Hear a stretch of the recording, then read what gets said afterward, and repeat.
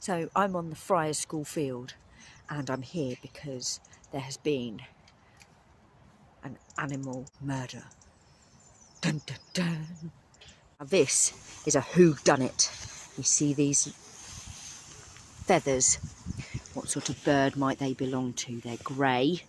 They've got white tips, look, can you see? They've got grey and then there's the white edges to them here, look. If we go over here a little bit more, we can see there's quite a few feathers. I don't think that this bird made it. This looks like a bird that's been plucked. I think this is a bird that's been eaten. I wonder what might have done it. Possible suspects. It could be a cat, maybe, or a fox, or maybe a bird of prey.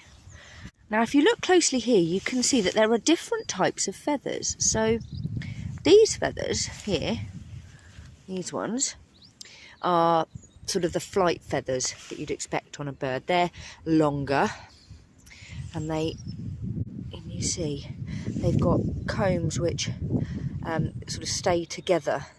If you pull them apart, look, they come apart, but if you pull them together they stick, and that's because they've got hooks. If you put them under a magnifying glass, they've got hooks, a bit like a zip, that kind of hook all together, and they keep the wet out and they keep them together so that when the bird's flying there's not gaps.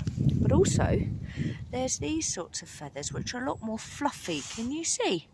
And they don't have the same sort of there's more over here, look, and they don't have the same comb effect on them, and so I'm not going to touch one of those ones because they're covered in goo, but they are more fluffy and they're designed to keep the animal a bit more warm, so they're likely to come from somewhere else. Now there, look,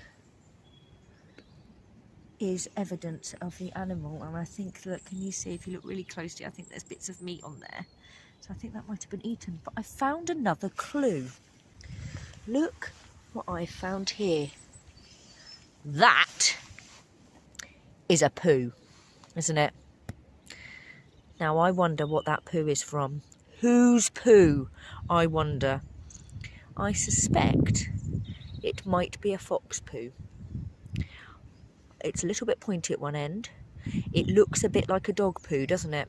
And foxes are part of the dog family, and foxes also in sort of urban areas, so areas where there are a lot of people living and lots of houses, they eat similar food, a lot of meat, a lot of sort of, you know, they'll go through bins and things, so their poo looks a lot more like dog poo. In the wild it has more fur and things in it, but this looks to me, I'm no expert, but it looks to me like it might be a fox poo, and that would explain all of this, wouldn't it?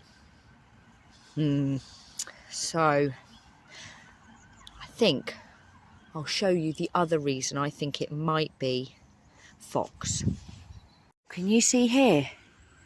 Can you see where the ground's all been pushed down underneath this fence? And then if you look, there's a big dip. It goes all the way down here, and then it goes up again on the other side. Oh, gone a bit blurry there. There we go. Now that is where a fox gets underneath the fence. Now I know, because I've seen a fox coming in and out here on the first lockdown. My class and I saw a fox on the field, and there was also another foxhole just up on the other way. I'll show you. Here as well is a foxhole.